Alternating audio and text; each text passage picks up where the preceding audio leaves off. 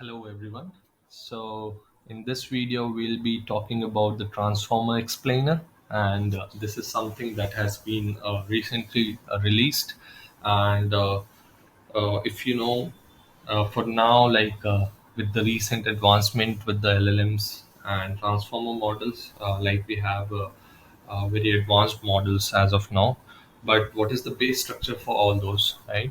So they all work on the basis of transformer mechanism, and that is nothing but something that was released a few years ago. And the paper that initially talked about the architecture was attention is all you need.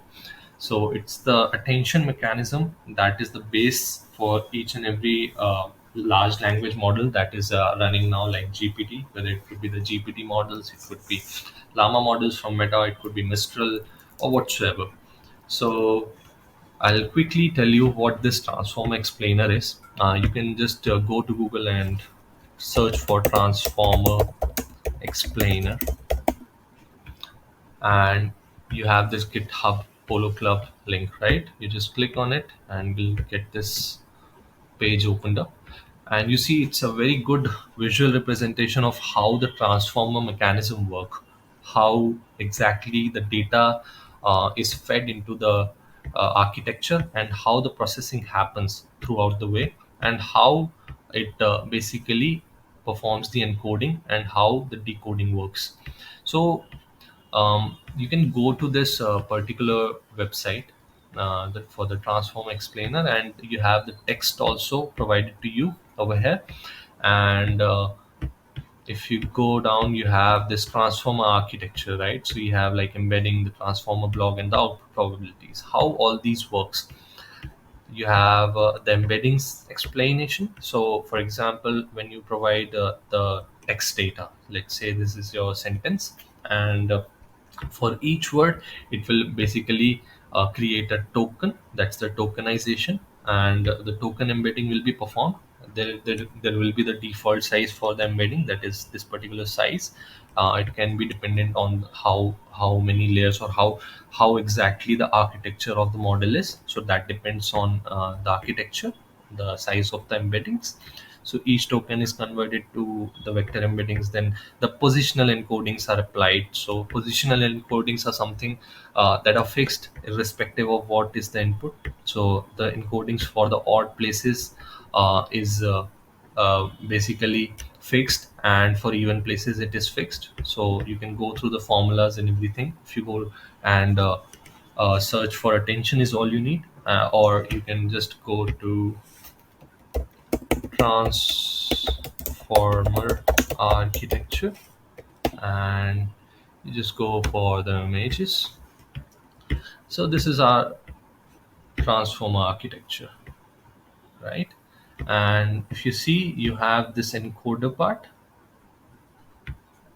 and you have this decoder part, right? So if you see over here, you have the inputs is nothing but your text, or the sentence, and this text is basically converted into input embeddings, right? That is nothing but the tokenization of each and every word in the sentence, or the stems, or the after the lemmatization whatever word remains.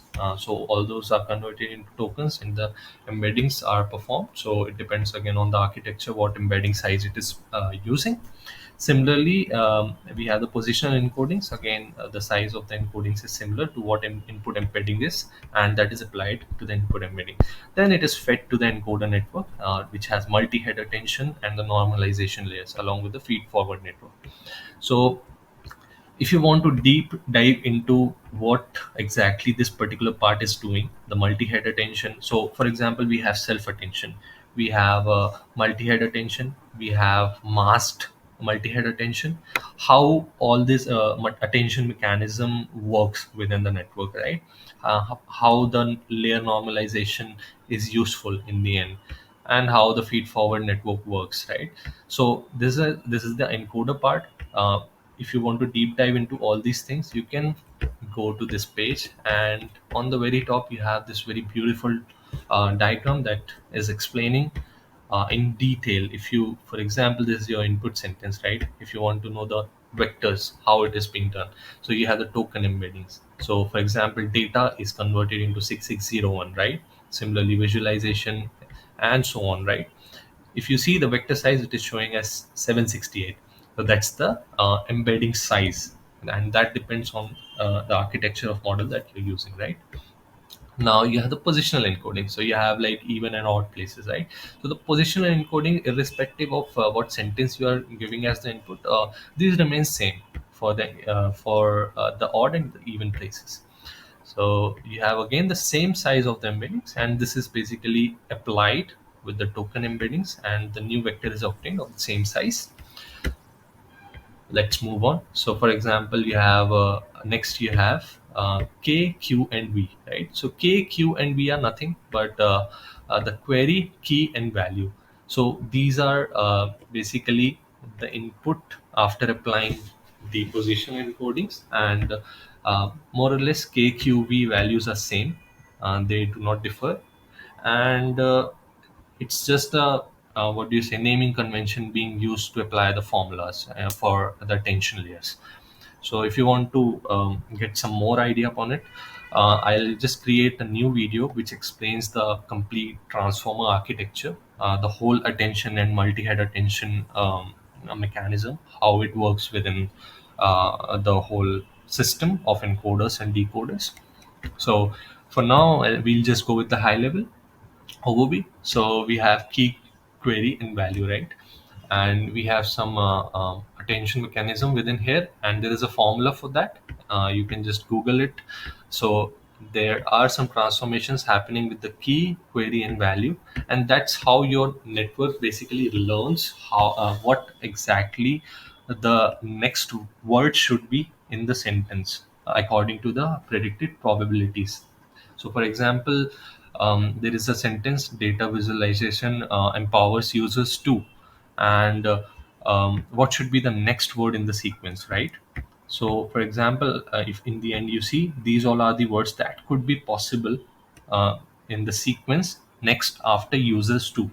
So we have the probabilities. So for example, visualize has the maximum probability, so it can be visualized, or else we can give some parameters to take top n values with the maximum probabilities, and model can be creative to select any one of these amongst the top n. So for example, it could be empowers users to visualize, it could be users to create, users to see, make, and depending on how many top probabilities we are taking. So if you see, this is the attention layer, right? So we have this basically the metrics. So how many tokens we are having, the similar number of rows and columns we have, and this is the matrix that is basically explaining the relationship of each token with one another. So that's how it works. We'll talk more about it in the later video when we discuss more about the architecture and deep dive into it. Similarly, once you get the output, right, this is again your layer normalization output. So what happens is, once you have the output, right, you have multiple probabilities. So it normalizes those probabilities to follow some kind of Gaussian distribution, and it is very useful in if we consider getting the desired output, right? So again, that we'll talk later. It's not within the scope of this video. So if you want to understand visually how the transformer works, how actually the input goes into the layers, how it is being processed within the attention layer, how it is getting the output, how the layer normalization works, and how exactly it is predicting the next word in the sequence, you can quickly go to this website and visualize it. So it's very helpful.